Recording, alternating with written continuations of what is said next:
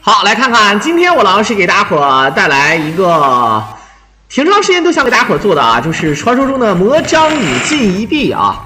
这里面跟大家伙讲的就是魔张飞嘛，其实本身大伙都不陌生，无论是速通还是进玩法，它永远都是排第一的。很多人说小狼，我觉得5进玩法诸葛亮是不是最厉害？你看灰灰都能用诸葛亮打，但是魔张飞他打不了。这是为什么呢？啊，因为这个每个人玩法不一样。如果要是你要对三国战记套路了解特别深的话，魔张飞绝对是要比这个诸葛亮要好打的，至少在成功几率上好，因为魔张飞的这个物理伤害高，诸葛亮这个人就是灵活啊。因为你看5进的话呢，他又练不了必杀，当然魔张飞也练不了必杀，不过魔张飞普通攻击实在是太凶狠了啊。这个操作者呢也是咱们的这个杨军啊，也就是传说中的军哥啊。这个倒没什么，因为这种玩法大伙儿心知肚明，这种玩法都是属于那种就是以无伤的玩法为主，进地 CD 进血进气儿。当然气儿的话大家伙儿了解，那气儿嘛，对吧？大家伙儿都懂啊，就是说魔张飞没有气儿啊，就是自带一进啊，自带一进。情况就是这个情况啊。诸葛亮的话呢，他是有一定的地方就比较恶心啊，比如说你像诸葛亮的话呢，他就打不了这个一些这个比较灵活的。你说一旦啊血多再灵活，然后你伤害输出不够，这就很难受。相反，其实诸葛亮呢打左慈还好打一点。比如说诸葛亮打左慈的话，他那个后前手那个后黑，哎，你不要小看他啊，他后前手那一下烧的那个左慈应该贼爽。如果你开局打得好，能烧他不少血啊。当然呢，这就是诸葛亮的优势，而且诸葛亮前跑是整个游戏当中最赖的前跑啊。这个就不用多解释了，但是他不能持续一直跑啊，那没办法，他可以后前后前，可以跑得非常的彻底，我就是这么个情况啊。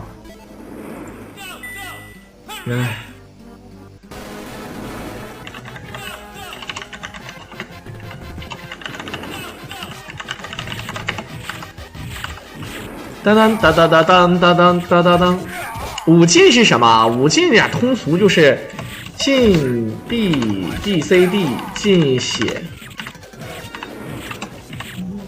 进气啊，魔张飞自带进气啊，就是这么个情况啊。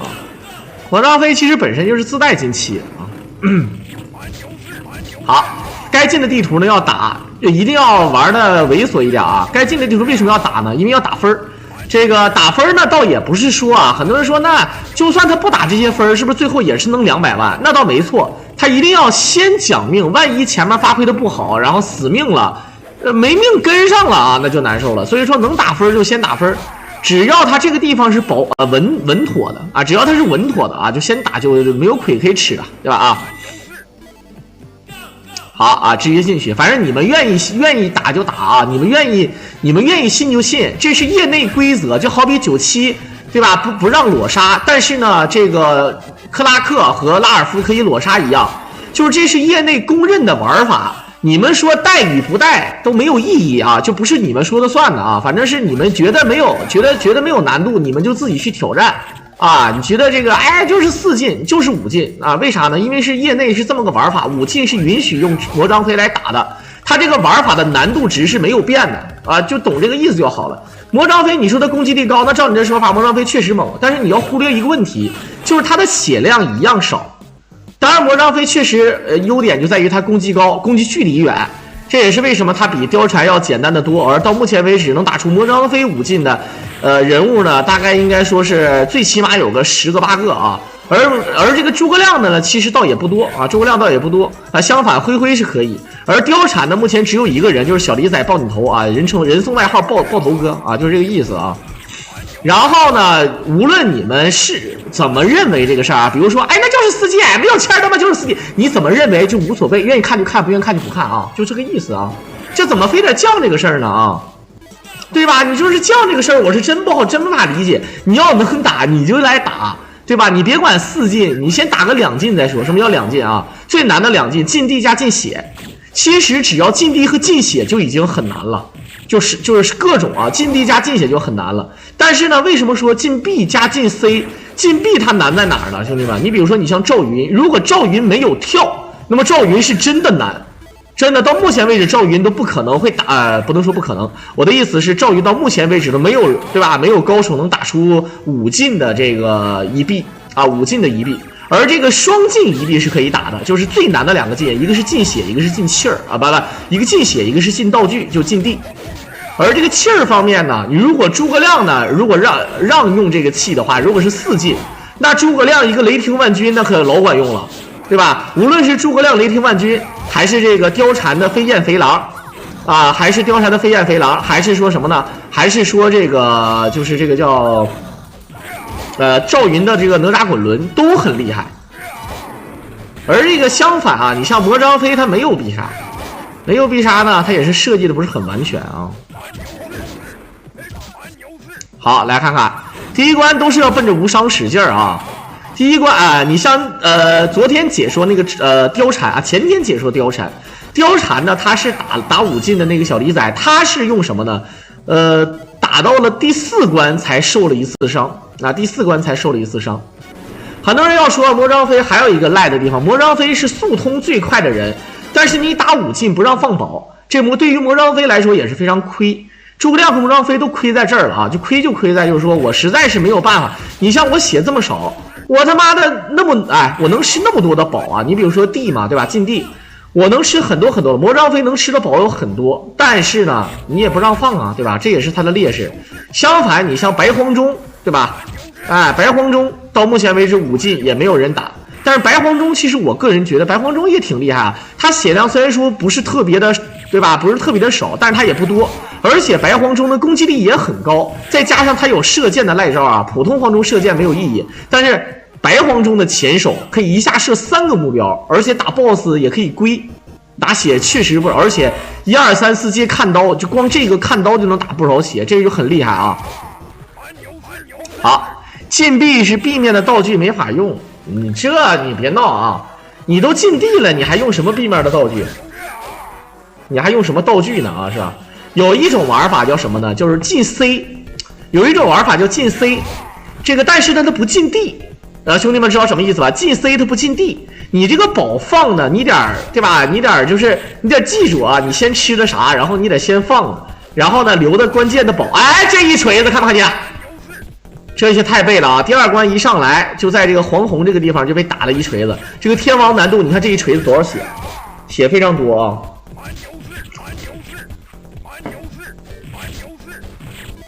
讲讲三国妹子，三国有什么妹子呀？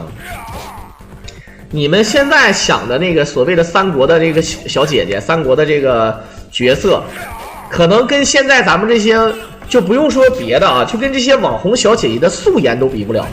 古代的时候人啊，这个不是说审美的问题，古代的时候人可能他也长不了这么精致啊，就是我说这个意思啊，大家可能理解吧啊，对吧？更没有什么美颜相机，你讲小姐姐讲什么呢？对吧？你比如说你讲完之后，发现他现在穿越了，穿越回这个咱们中国，然后来当个网红，发现直播了1年。粉丝大概不到20个啊。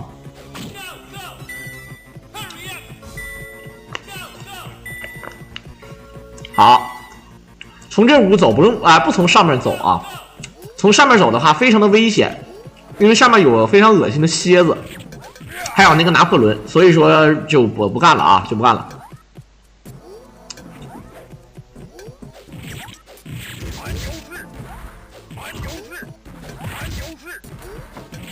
貂蝉和关羽，请自行找前面的视频去观看吧啊！这貂蝉和关羽的故事都说了900多遍了。哎呦我去！好，魔张飞还有一个特殊技能啊，很多人认为张飞有什么技能呢？对吧？除了 A 之外，后前手，对吧？有神龙摆尾，有那个饿虎扑羊，有跳正摇手。但是其实魔张飞除了前手和前手啊，就是咱说前手就是看那往前杵一下，前手呢就是玩流士。但是事实上，他下手的玩流士跟前手还不一样，就这招，他可以直接把小兵打倒，而且可以快速啊，不用跑的情况下，可以快速直接顶出去。我这样的话，你看有的时候可以避免自己挨揍嘛，就这么个路子啊。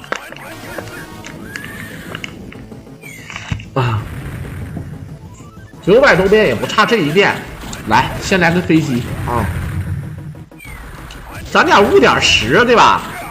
攒点污点10，是不是？你这个点播这种东西，说的劲儿劲儿的，对不对？好，我们看看，吃这个9个道具，也就是为了以后防止自己不捡东西啊，对吧？如果说就是打 BOSS 或者打兵的时候，地下有个箭筒，你 A 的过程他非得捡那么一下，对吧？尽管咱们是近地的，但是你 A 的时候捡这个东西，我操他妈，那可惨了啊，对吧？刚想 A 人，结果被捡了，那就是逼了狗了啊！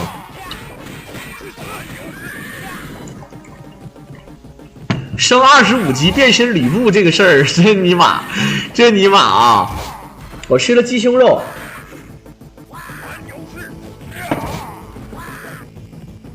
鸡胸肉配小茶点啊，这个没毛病的。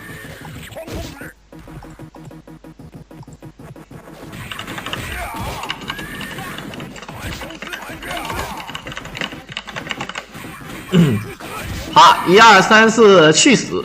那他这个下手，你看他其实第4招，你看他前手啊，跟1、2、3的第4招是一样的，对吧？就前手和1、2、3、4的第4招，他的打法是1、2、3、4下手，也有人是1、2、3正摇手啊。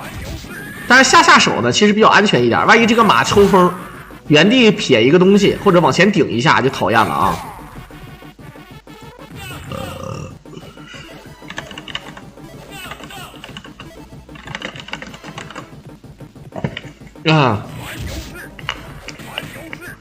貂蝉要放现在啥水平？貂蝉要放现在就是绝世美女啊，那就肯定是比现在最牛逼的女明星还要好看。因为第一，貂蝉是不存在的啊，不存在这么一个人。第二呢，他如果按照那个书里面的描写，那就是天仙啊，那就是天仙。你说历史上不存在这么个人，那你不如问我周芷若好不好看好了。你问我，你说灭绝师太年轻的时候是不是很漂亮？我哪知道啊？他妈能不能是假人？他又不是真的啊！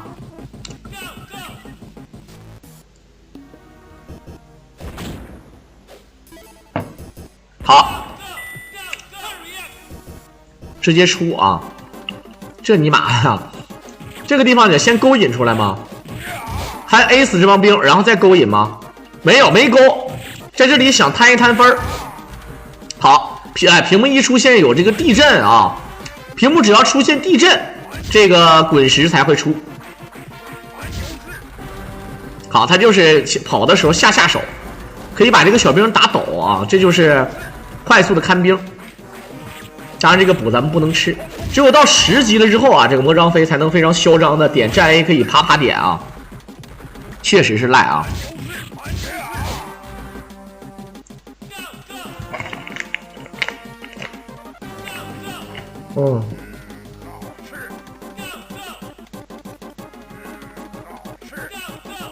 为啥不是真的？中国4大美女，中国4大美女，明明是小狼、吴涵、深邃狼眼睛，那中国4大美女啊！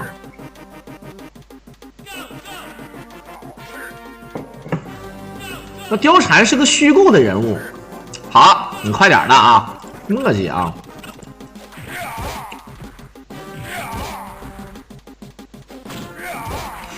反正虚构的人就是虚构的人。但是貂蝉这个人物是有原型的啊，貂蝉人物的原型呢是有这么很多人的这个故事啊综合到了一块儿，然后呢这个老罗他写这个《三国演义》的时候就把貂蝉揉进去了啊，就揉进去了。你看现在很多人讲故事的，你像什么那个老梁啊什么什么的啊，对吧？无论是什么老梁啊，还是什么这个很多其他人讲故事，那老梁还讲金庸呢，讲的头头是道的，什么独孤求败是怎么来的啊，什么这个人怎么样，这个人武功怎么样，其实唠这个都没有意义啊。很多人的4大美女其实按照文学来讲可以这么说，毕竟谁也没见过啊，谁也没见过。就是比如说咱们看这个满清时代的格格啊，还有那些那个什么王爷啊、皇帝娶的妃子，你会发现啊，真的是真的，就没法看。就那还是挺好的了啊。就我在想，古代的皇帝如果来到今天，在这儿在咱们这个社会待上个5、7、10，对吧？5、7年的，对吧？5年、7年的，可能他回去之后，他一旦回到他妈的，对吧？他都没有什么3宫6院72嫔妃的，没了啊，没了，再见了，你们都是鬼啊！你看我们，对吧？21世纪的小姐姐长多好看，对不对？再看了这个直播，是吧？解说了恐龙白人速通吗？之前解说了 ，GD 的新纪录说过了呀啊。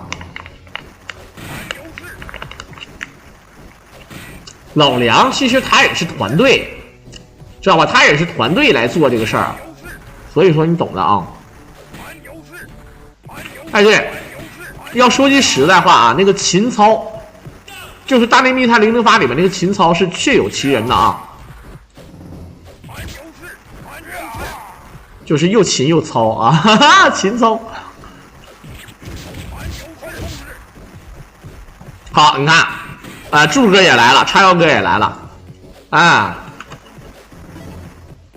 战斗回路之前解说过很多啊，因为那个游戏就跟那个异形大战铁血战似的啊，比较这个冷门，所以说你懂的啊。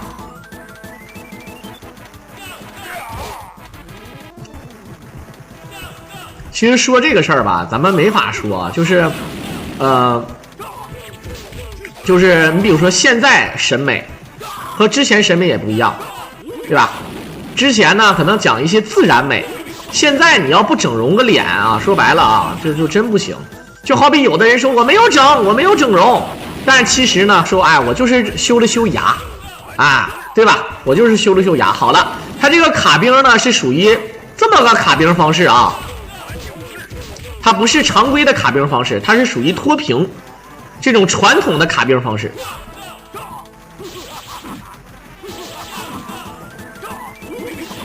好，这么跟大家伙说吧，古代的时候也没有像现在啊这么多这个维生素啊，这么多的补给。比如说那个时候，咱们想吃水果，哎呦这一下这是第2次挨揍了。好，直接顶死。就是你比如说你想要保养皮肤，肯定要是多补充一些水果蔬菜，对吧？然后呢让自己的形体好呢，肯定要多吃一些，对吧？比如说高蛋白，对吧？比如说肉蛋奶，这基本上在古代都没有。然后呢身体型呢也是这样的，你说瘦吧，它也是饿瘦的，那也不好看。然后呢皮肤也不好，要不大伙能理解有意思吧？也没有说什么这种那种的啊，所以说就大概就是这个意思。所以你像现在啊，为什么你比如说像现在物流这么发达，很多的孩子一出生真的很好看，而且越长大越水灵，无论是男孩女孩。为什么啊？包括现在咱不说一些啊比较华而不实的这种化妆品什么这种东西，就咱就说哎就吃的方面上就很好，对吧？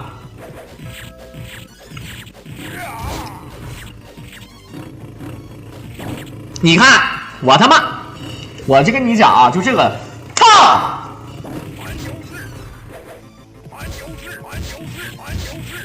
这他妈真的是太让我狼伤心了，这个啊！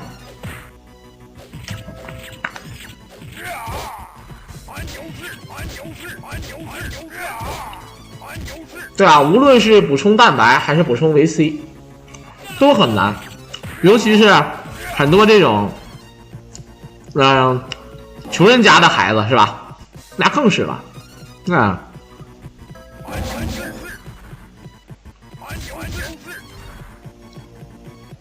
今天应该是没有啊，应该是没有啊。97比赛应该没有，98有个中韩比赛，但是呢，我不太想看。一主2问打韩国主力，是这么个情况啊。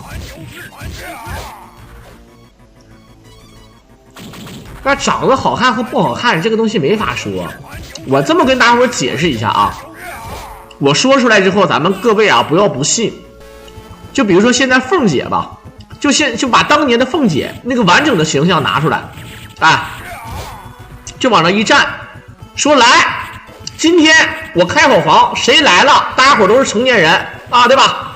对吧？来就来啊！我告诉你，你可能会觉得，哎，我不可能去啊，我瞧不上。我告诉你，有9万多个人去。我说的9万只是个形容词，如果事实上是完，对吧？那不止9万，还得几十万都得有，对吧？我们不有一句话叫"是个女儿就60分"嘛，对吧？你这个东西没法跟你们解释啊，你不要扯啊！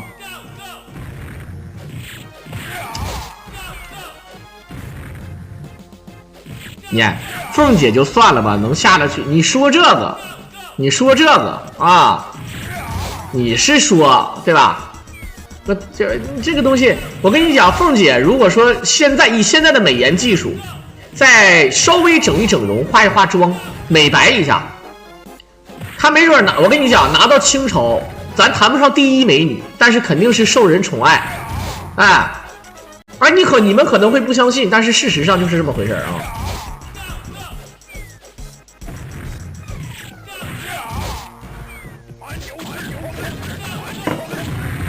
咱说一句啊，咱说一句这个有点狗懒子的话。作为一个男人啊，咱们这么说话呢，哪说哪了。我也认识过很多真的丑，就是我说实话，咱哥们长得也不精神，但是咱最起码看着吧，还算是个人堆里算是个正常人、普通人。但是真的有丑，他丑在什么情况呢？第一呢，可能身体激素过多，他身体实在是无论他多么的那个什么，他也是胖，他就是有激素。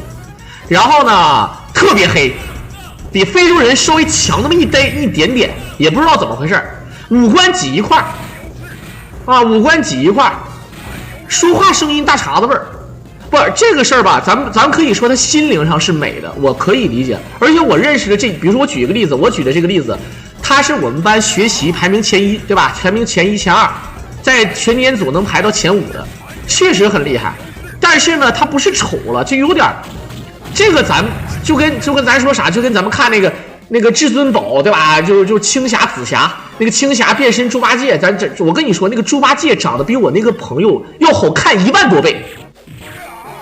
就要是说句实的话，那猪八戒就是那里面那个吴孟达那个猪八戒那个形象，还是稍微能看，最起码人家白呀，我不知道大伙能理解我吧？啊，就我那个女同学，但是我那个女同学现在有3个孩子。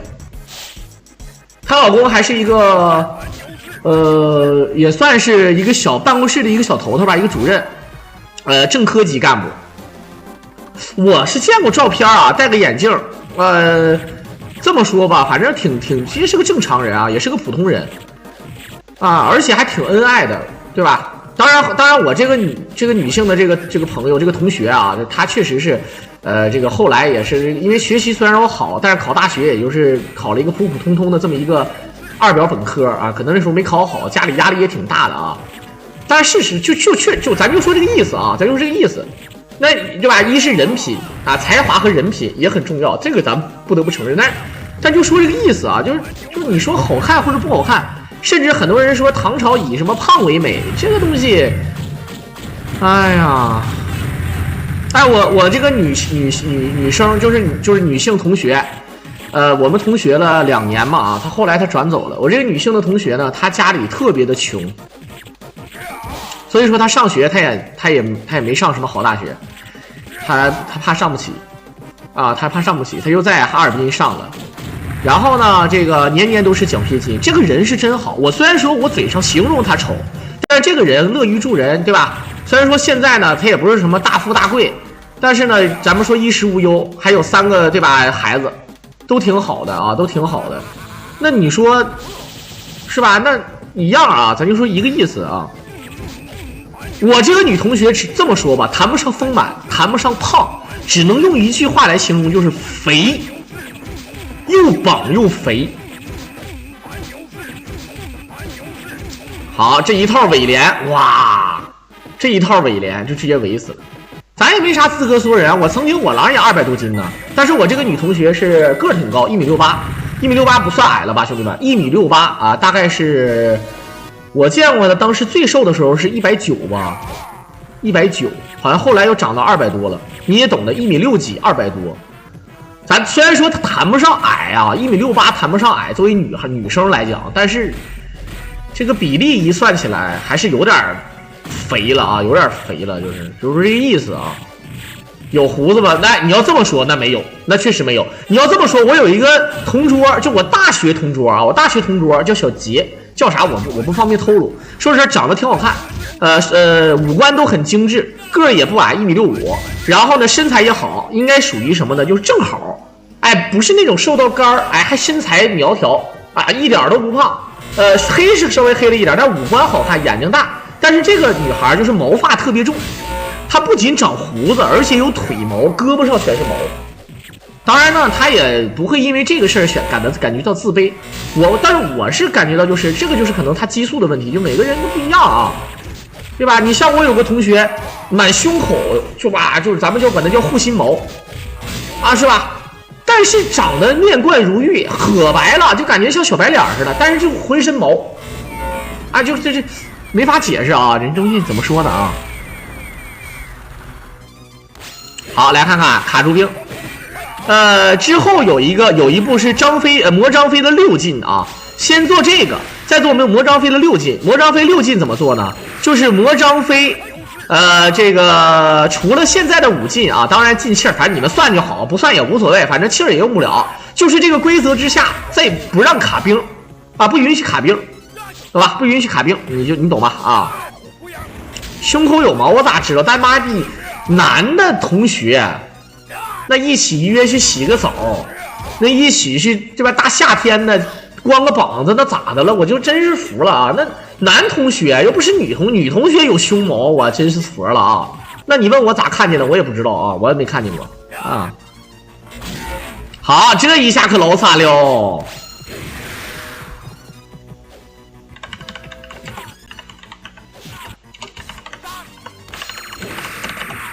噔，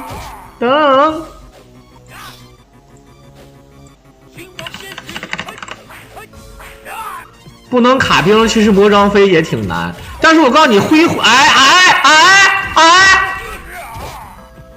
哇！我感觉啊，这么跟你说吧，上一次咱们的5进的貂蝉，他到目前为止一下打都没挨过打。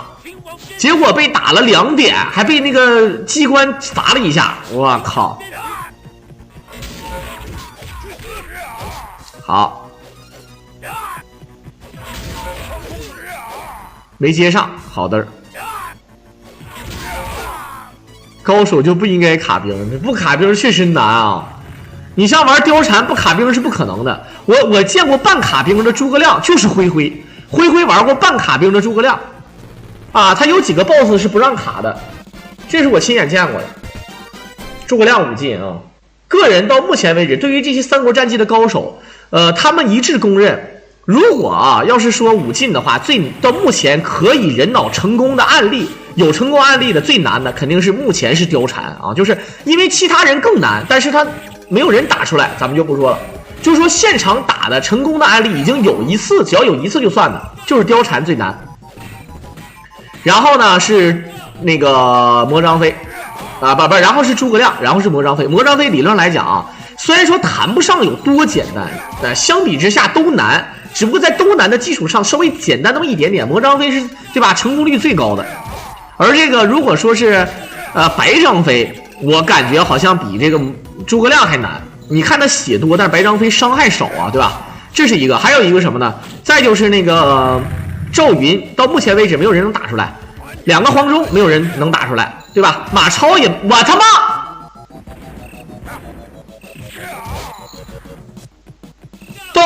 那个貂蝉到目前为止也没有挨打的，我操，他直接被锤死了，我尼玛！服了啊！刚才坠机了，朱哥直接帮我冲2星啊，兄弟们，1毛钱小人头，刚坠机了，我靠！翻车谈不上啊，因为咱们毕竟已经是成功的视频拿过来，所以说不会翻车的啊。1币啊，是1币的。以后啥也不送了。来，兄弟们，来2星啊，来吧！感谢我诸葛一手通关2星啊！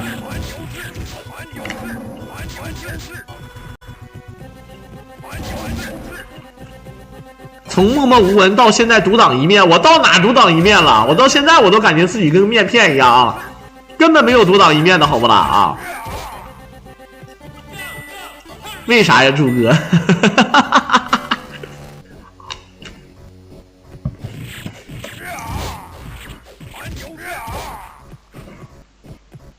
朱哥，你看这个眼熟吗？朱哥，你看这个眼熟吗？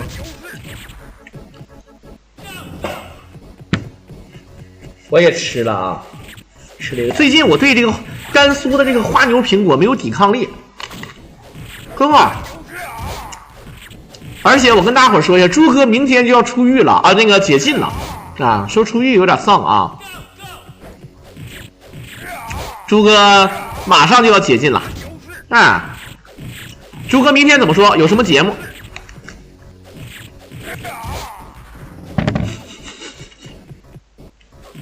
本来今天心情特别好，告诉我减了多少？你告诉我减了多少？实话实说，有没有15斤？啊！好，都是要走雷道啊，避开那个魏延和那个谁，和那个马，那个马也挺讨厌的啊。打那个马，因为咱们不能用防，不能用 C， 也就是防御那个技能。有的时候打着打着吧，他你还没打完，他就往前冲，哎，就往前冲，你说你还不能防。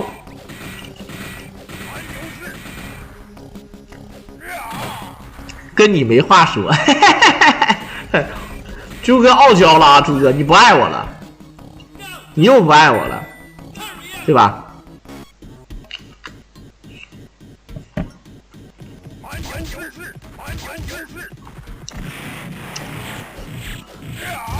好，来看看。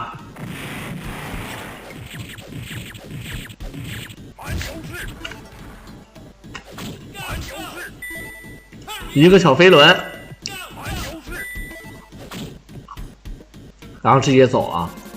这个打貂蝉的话，已经过了15级，所以说还好。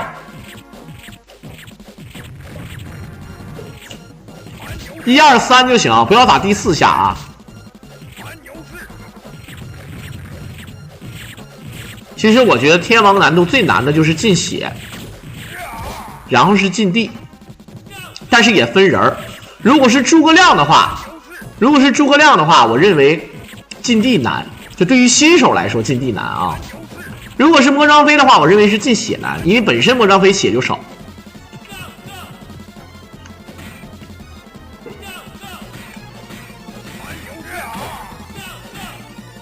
好，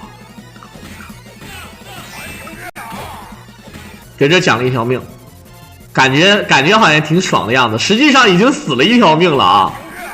他这个打得好，我感觉如果打好的话，前面到现在为止都无伤，他有可能会出现死2命通关啊，那就牛逼了，对不对？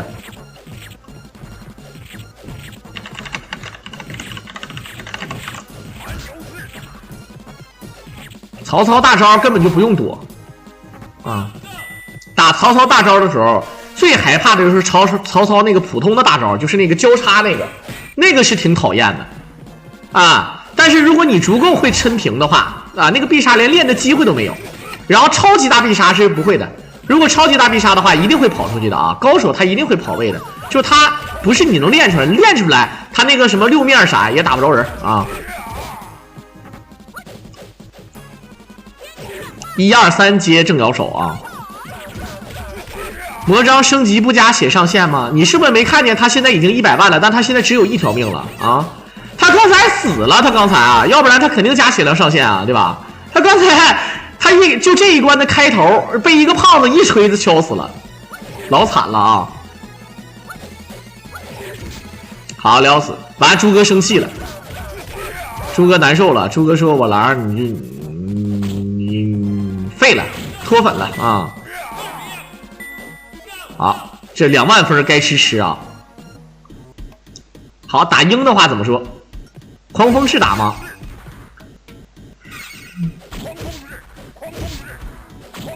好，一个狂风式秒鹰啊！好，直接狂玩，用滚开也能死啊！哎，看起来这个丈八蛇矛确实牛逼啊！兄弟们，我想问一下，这张飞得有多高啊？你看张飞拿的这个武器跟他人差不多高吧，对吧？他拿的武器跟他人差不多高吧？那如果丈八蛇矛，如果是1丈8的话，1丈8，1丈2是2米7几，那1丈8是3米69。那张飞得有3米69啊，是吧？啊，左慈不会跳的，左慈直接打。你们不是，我跟你说，相反，诸葛亮和魔张飞打左慈都好打，相反最难打左慈的是貂蝉。你看貂蝉打左慈就不好打了，对吧？貂蝉打左慈，你看这个玩法之下怎么打呢？魔张飞最好打啊，就诸葛亮好打是因为他可以他可以后前手拿火去烧左慈，虽然说难度技巧有点大，但是是可以打的。而魔张飞就更简单了，你只要站到那个左慈的正上方偏歪轴的往上方一点点，你就直接1、2、3就能打到左慈。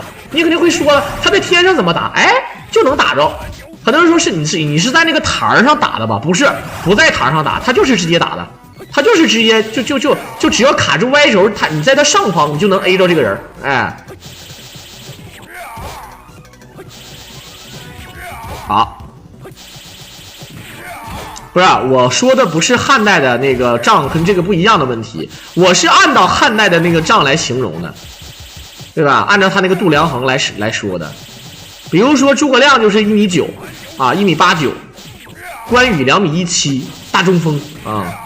那个乌突骨是，对吧？有记载的所谓的最高的，他有1丈2，他是2米73啊。在《三国志》啊，正史啊，《三国志》里面记载。就在想当年黄巾起义之前，对吧？有一个天降神人，这个神人他的身高呢大概是7米多，核算到现在是7米多啊，没法算啊。天降一个巨人，减肥之后有没有反弹？我想反弹就可以反弹，比如说我已经减到160了，我觉得行。后来我又练肌肉，发现我想减到150，我就减到150了。减到150之后呢，我就发现我这个肌肉长得比较慢，我再减一减，我就减到140了。减到140斤之后呢，我发现有点太瘦了，不好看，我又回到了150斤。这一阵儿呢，偶尔这个因为生病了嘛，偶尔想要多吃点，对吧？又把体重呢变成了155以上，157左右。这2天又把准备控到155左右，所以以后就要保持在149到155体重之间。简单啊。什么叫反弹，兄弟们？什么叫反弹？你要问反弹，你就问一下你到底是怎么吃胖的。就想当年你，对吧？想当年你刚出生只有6、7斤、7、8斤的时候，为什么会长到现在的100多斤？你看明白了这个事儿，你就明白了啊。肯定会反，你只要多吃肯定会反弹的。你不能说你今天就吃了一个苹果还是反弹了，那不可能啊，对吧？你吃的多了，它一定会长胖的。你少吃，它就一定会。对吧？保持体重，你要是如果给自己饿着了，那一定会瘦啊。为什么要吃高蛋白的东西？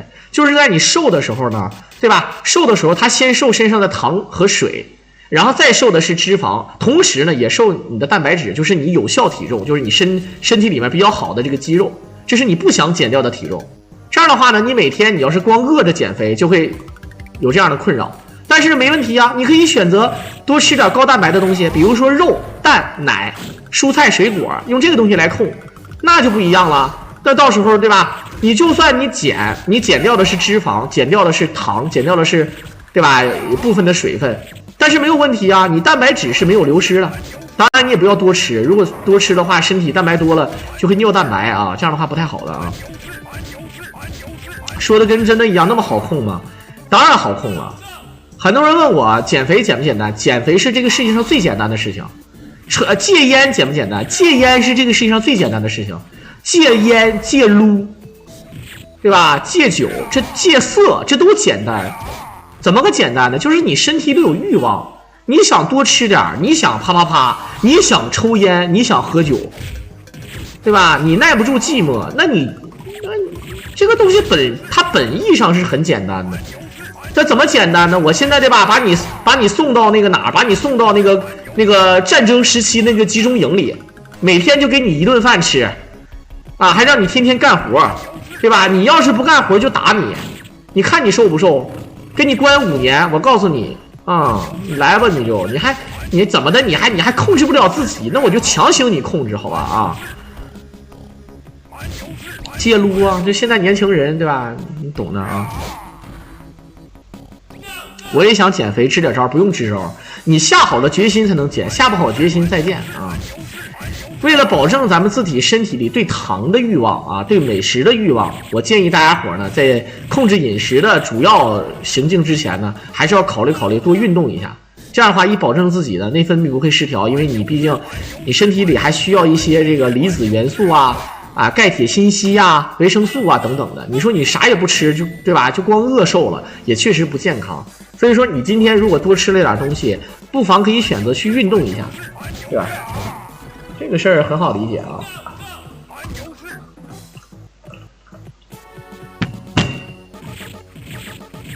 还有人想一次性，对吧？我能不能在1天之内减个5、60斤？我说你这个有点扯犊子，你截肢吧啊！你截肢吧，那没问题啊。哇，你1个星期瘦8斤，但是你之后你会回，你要是如果病好了，你胃口开了，胃口被打开了，那你就会那个什么呀？我现实生活中有很多瘦的跟麻杆似的，对吧？130多斤，1米8几的个子，对吧？他天天喝酒，天天吃东西，但是他又不胖。很多人说喝啤酒怎么不胖？喝啤酒有啤酒肚，喝啤酒吧，现在都是工业啤酒，对吧？其实它热量不是那么高啊，这是第一。第二呢，妈的，人家喝啤酒是喝啤酒，人也不咋多吃。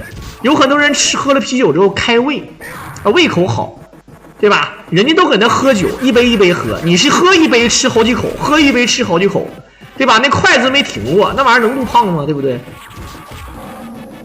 好，来看看现在直接聊回来啊。到目前为止，我觉得啊，咱们这个玩家玩的是挺奔放的了。好，上下手来躲，他挺奔放的了啊。如果说是其他人会玩的更规一些，真的啊。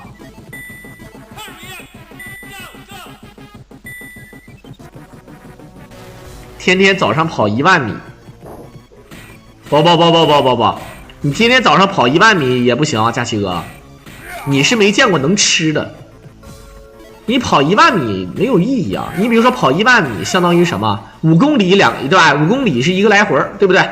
你跑5公里再跑回来，这就是1万米，是吧？没毛病吧？啊，你问题是没毛病，但是呢，你吃的多了，对吧？那就没有问题。你吃的多了，那照样还是该胖胖，是吧？还有一点啊，很多人误解了一件事，就是你减肥和保持体重是2个事儿，对吧？你现在200斤，你减到了160，你觉得160行了，但是你还按照以前的这个节食方案，那明显是不科学的，不爽。你不如就直接，对吧？改善一下。如果你咔一顿瘦到最后，对吧？你瘦到麻杆了，那也不行，对不对？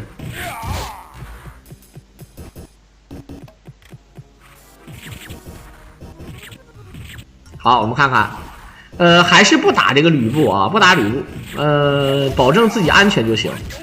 布阵去了，这个阵法这里面其实是挺讨厌的，这个地方其实挺难。大家伙觉得，哎，一堆小兵有啥难的？一是这个地图有点小，二是这些小兵呢比较集中，而且小兵呢你还打不死，对吧？你秒不掉这个小兵，这就很难。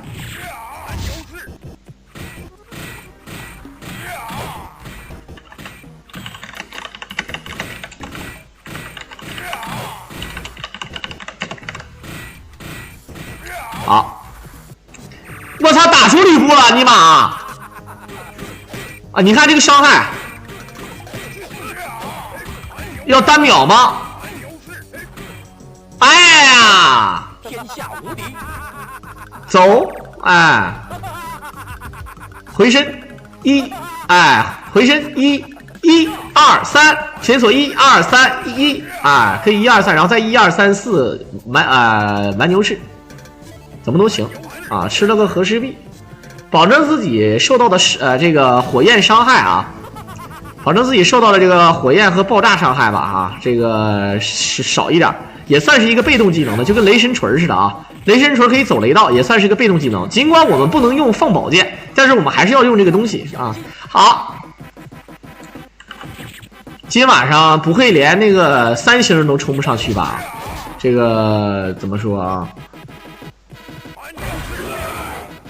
？3分练7分吃这句话呢，普遍来讲是没有问题的啊，普遍来讲是没有问题的。这个很多人说，这么跟你们说吧，很多人说你像那个大家伙知道那个罗纳尔多吧？啊，咱们就说那个外星人啊，就是啊罗纳尔多。罗纳尔多呢，他就是典型的，对吧？他典型的，他最开始的时候，对吧？那个踢足球啊，他也不是特别胖。很多人说退役了会更胖，那个当然啊，当然了，那他更是运动的少了，对吧？但是他退役之前他就已经很胖了，兄弟们，对吧？啊，管他叫对吧？那个对吧？大罗啊，就很胖。他胖，那你说他胖，他天天踢足球训练，你认为他训练少了吗？对吧？咱就说他踢一个足球，他不可能。你别说10000米，对吧？他多少米他都得跑了，还得做肌肉训练，但是他还是胖了，为什么呢？没有为什么啊，这个就是说他还是吃的多，吃的多也没有什么，而且胖也没有什么呀。你古代你看咱们说将军肚啊，对吧？啊，这个就是一定要聚集一些这个肉，要不然这关键时刻咱们对吧没有爆发力，有肉是很你就对吧？你很多人说瘦或者说是对吧？那种精瘦的，那想练肌肉很好练。我就认识很多我跟你说，什么样的人练这个腹肌、练胸肌什么的简单，个子矮的，稍微瘦一点，最好练啊，最好练。就你甚至不用练，你只要保持这个体重，稍微练一练，或者饮食上注意一下，你就有腹肌。好，来看一下，哎，我告诉你怎么打左慈，看不看见？哎，就这么打左慈。你可能会说，哎，这个左慈他在天上怎么打的呢？哎，就能打着啊，他就能打着。小的们看招，变，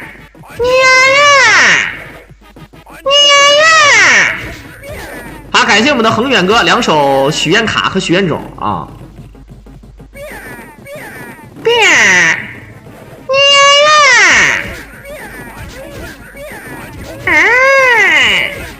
你看多狠啊，这个啊，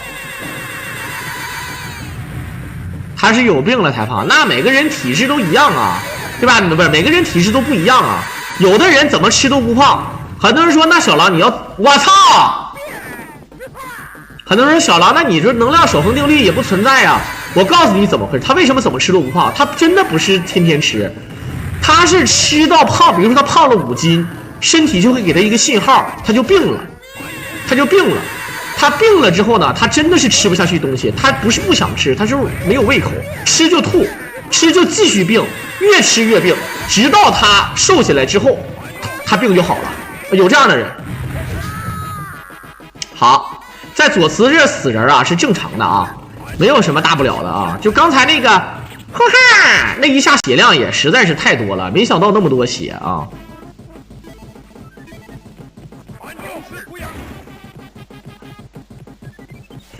当当当当当当当当当当当当当当当当。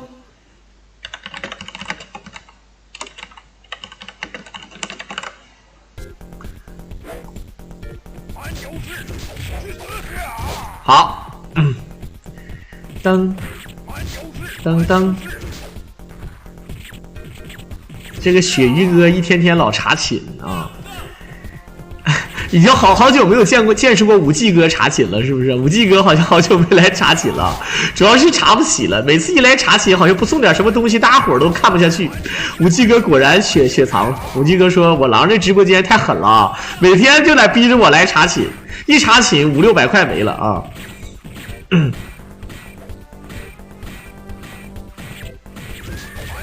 好。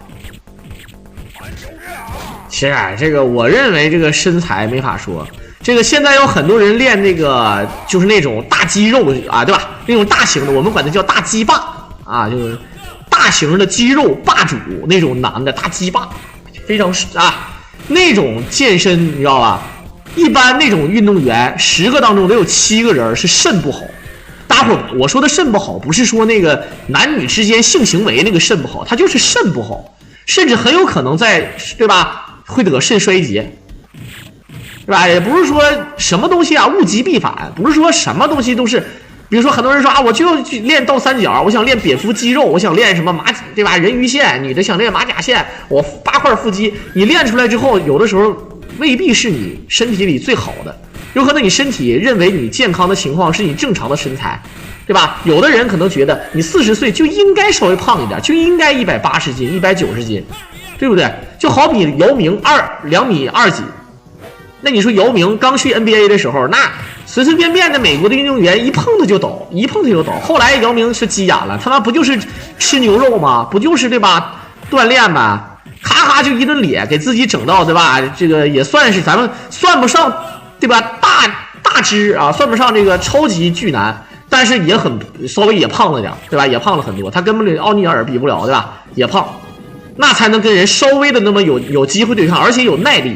如果你说你对吧，你是挺瘦，然后对吧，你挺瘦，你说你跑着跑着就没劲儿了。很多人说那也瘦，他负重也小，但是呢不一样。如果说是到一些什么对吧比较恶劣的环境之下啊，对吧？你跑步是跑步，但是你要想爆发，想要力量，比如说你要打拳击。咱们看你看那个拳击运动员，对吧？那种什么轻量级、次轻量级的，一般都是什么呢？很少有击倒的啊，对吧？就 KO 的啊，就击倒了站不起来的。就算击倒了，他能再站起来。但是你像那重量级别的或者超重量级别的，那就一下啊，你就给你整倒，你就我喊10个数，可能我喊20个数你就站不起来啊，你就不用想了，直接给你打迷糊了。为啥？这个力量，这个爆发，你得不是瘦就好，对吧？啊。好，当然像姚明这个身材那么高，他这个对于未来他的寿命啊，肯定也不太好的。这不是丧嘛，兄弟们，这不是丧嘛，这是有科学依据的啊。就包括柳叶刀啊，柳叶刀也有调查的，就是比如说超过1.9米的人，或者然后再有超过2米的人，甚至超过2.1米几的人，对吧？他的这个脊椎、脊柱压迫、久坐，或者说是一些平均，他就计算这个数据啊，经过调查。确实是比正常人寿命要短很多，甚至长达15年左右啊！就是，所以说像姚明这样的话呢，那肯定是因为有钱嘛，还好一点，可以想一些科学的办法去延缓、去解决，就是自己的这个所谓的这个引号啊，这个天赋的问题。这个确实没办法。你看，大多数的运动员有的时候寿命都不是特别长，这就是你看很多人运动员光鲜的背后啊，最后都不太好。很多人尤其是练体操。啊，练举重的啊，尤其是练举重的，这个都玩命啊，兄弟们，真的是玩命啊！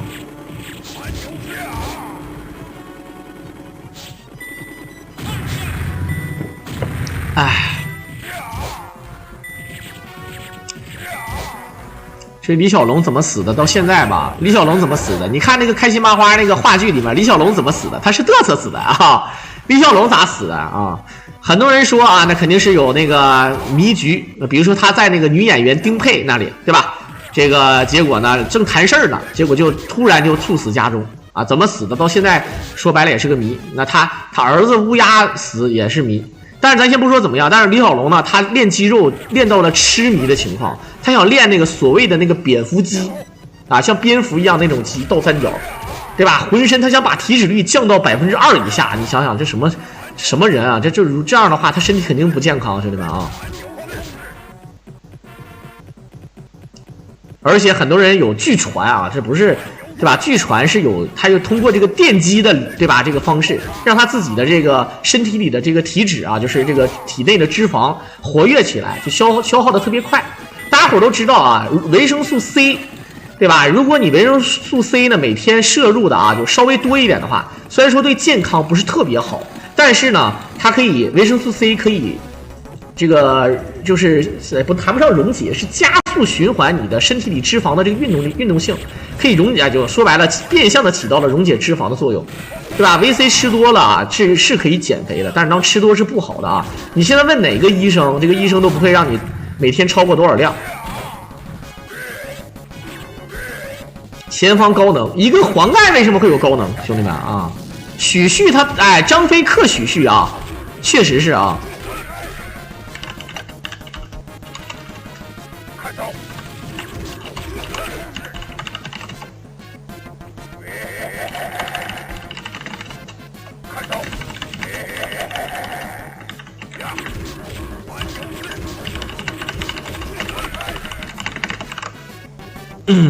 好，感觉黄盖这没有小兵啊，这个维卡兵是真过瘾。好，追地，哎，你干嘛不追嘛？黄盖是最菜的 BOSS， 你当我们梦幽是傻子吗？黄盖他再菜，你打死他也费很长时间吗？但梦幽怎么说？但是梦幽怎么说？当你见过梦幽，你就会发现啊，梦幽才是真正的神，一个叫幽的男人，你看这个，所以说跟大家伙讲啊，这个事儿就摆在这儿啊，你怎么说啊，对不对？有的时候吧，真的不一样。当然吃水果是确实是好啊，吃水果的话呢，咱们维生素 C 啊很有用啊，兄弟们。如果你摄入不够的话，对吧？大伙都知道啊，最开始很多人航海出去之后，经常就败血症什么的，对吧？摄入多了不好，不摄入也不好。总体上我觉得啊，越是对吧，这个人体吸收越不好，你可能越要多吃一点点啊。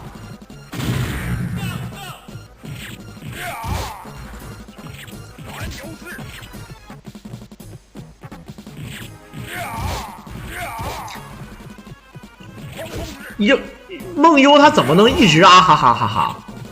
他怎么可能一直啊哈哈哈？当然，这个玩法根本就没有梦幽。哎，他妈的，这个玩法根本就没有梦幽啊！他走盘山道，然后直接就绕到阳平关，没有梦幽这个 BOSS 的啊。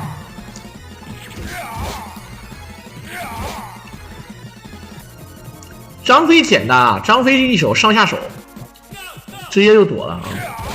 而且不用躲，他还不用发那个技能就被秒了，好吧啊！这个玩法梦会也没有，而且我说的最菜的 BOSS， 那他妈的非得用这个玩法来衡量最菜的 BOSS 吗？你真是啊！如果火力全开什么都带，那哪个 BOSS 最弱？那就梦幽啊！你想都不用想。首先梦幽那个血量一瞅那个逼样啊，就感觉好像这个梦幽就除了就跟一个超级兵没什么区别啊。好。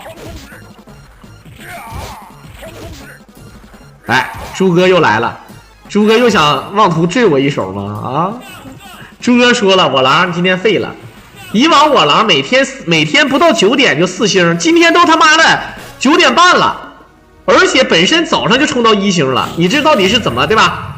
啊，还是我帮你冲到2星，然后现在直接哭了啊，直接哭了。就是狼老师发生什么事了啊？不小。你看他为什么不打那个箱子了呢？因为打他也讲不了命了啊！这个玩法好像就是讲不到300万。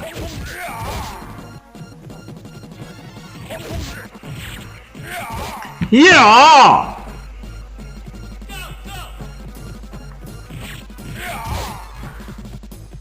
！2星多少礼物？1星到2，0星到1星是4张办卡，1星到2星是1个飞。2星到3星是2飞，3星到4星是6飞，4星到5星是18飞。我们算了一下啊，如果最稳的话，27飞就可以到。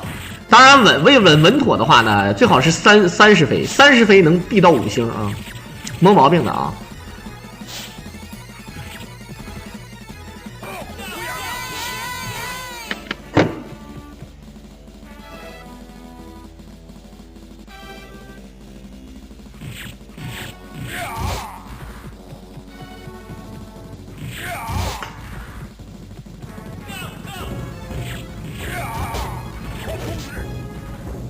啊，好。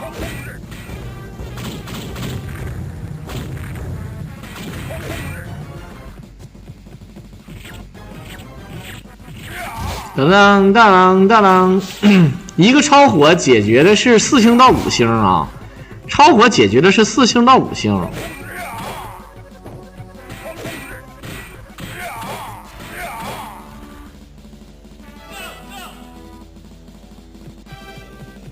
啊，我有一个魔张飞的速通记录，超过了一语今生的速通记录啊，应该是28分钟23秒，超过记录了啊，兄弟们。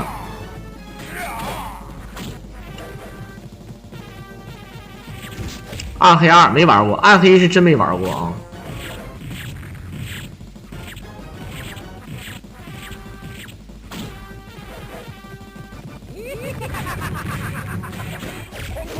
来，有电要小心啊！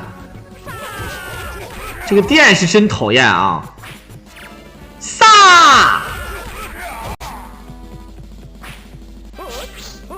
要等他撒，对。哎，这一下好多血呀！啊，还连招！哎呦！啊，想尾连！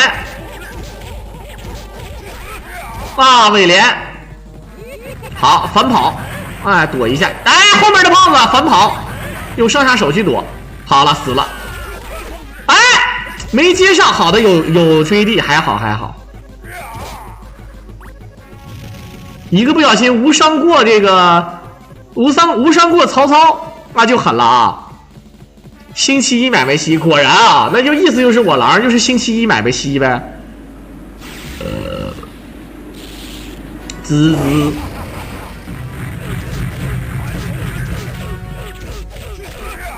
啊，这是因为打得快吗？没有小兵啊！你看，没有小兵，那这个曹操可就扯犊子了。那只能用懒闲的来形容，直接单秒曹操啊！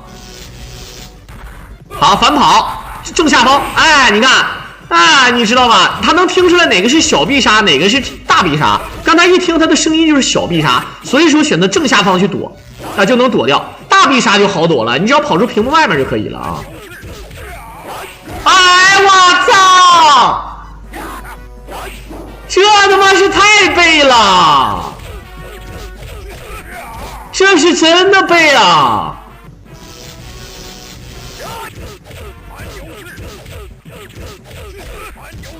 追地，哇，这太背了！刚想说无伤，就差那么一内内啊！最后还是死了3条命，一币通关是肯定是稳啊！他点背就点背了，第4关就死人，然后左慈又死人，哎，感觉死人死得很蹊跷。然后刚才打曹操的时候被锤了一下，主要是，哎，还是赖那个司马懿的时候打得不好吧。那不多说啊，还是我们这个杨君君给大家伙表演的这么一个魔张飞的5进啊，这标准的一命通关流程。以后还是有魔张飞的6进啊，也就是说加上卡兵啊，加上卡兵的一项，然后一币通关也是非常屌的，或者说是死2命通关。如果有牛逼人能打出死1命通关，也是一个重大的突破。在片尾的最后呢，也是感谢大家的收听。如果大家会喜欢我狼解说，可以点击屏幕上的关注和订阅来支持我狼。我们就下期再见吧。